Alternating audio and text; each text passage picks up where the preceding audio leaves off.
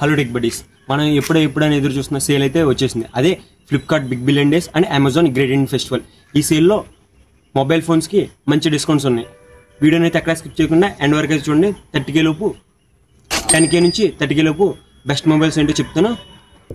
మీరు మన channel first time చూస్తున్నట్టయితే make sure to subscribe. 10K నుంచి 15K సెగ్మెంట్లో నాకు 3 మొబైల్స్ అయితే నచ్చినాయి. దాంట్లో ఫస్ట్ వన్ వచ్చేసి ఓపో K13.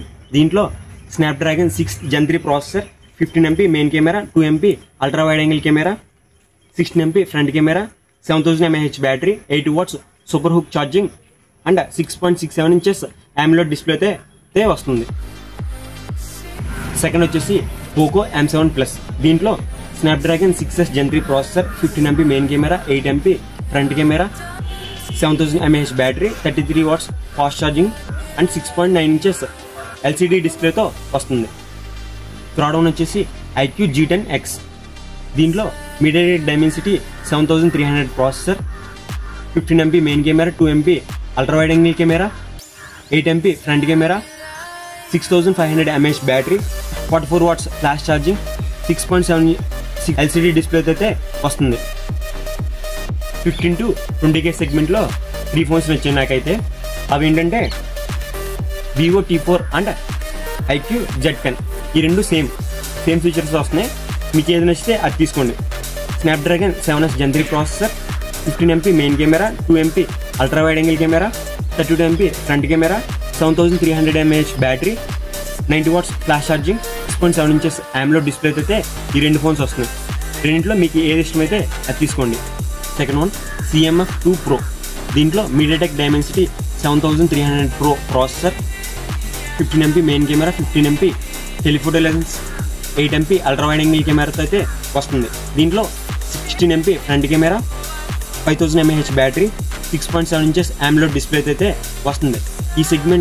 ఈ బడ్జెట్ సెగ్మెంట్లో టెలిఫోటో లెన్స్ అయితే రాదు. ఈ ఒక్క ఫోన్లో మట్టికే టెలిఫోటో లెన్స్తో అయితే వస్తుంది.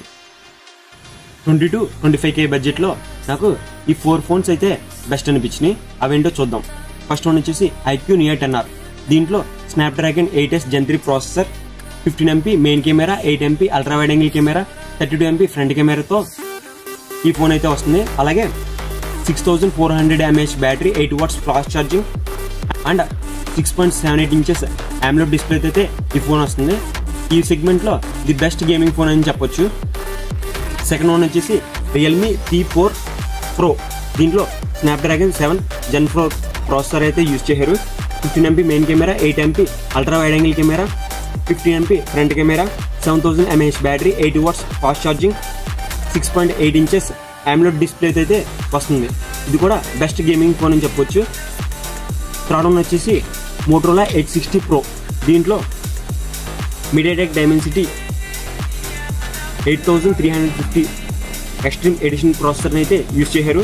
15MP main camera, 15MP ultra wide angle camera, 15MP telephoto lens camera, 10MP ultra wide angle camera, 15MP front camera, 6000 mAh battery, 90 watts turbo charging and 6.7 inches TOLED screen అయితే వస్తుంది. ఇదొక బెస్ట్ కెమెరా ఫోన్ అని చెప్పుకోవచ్చు.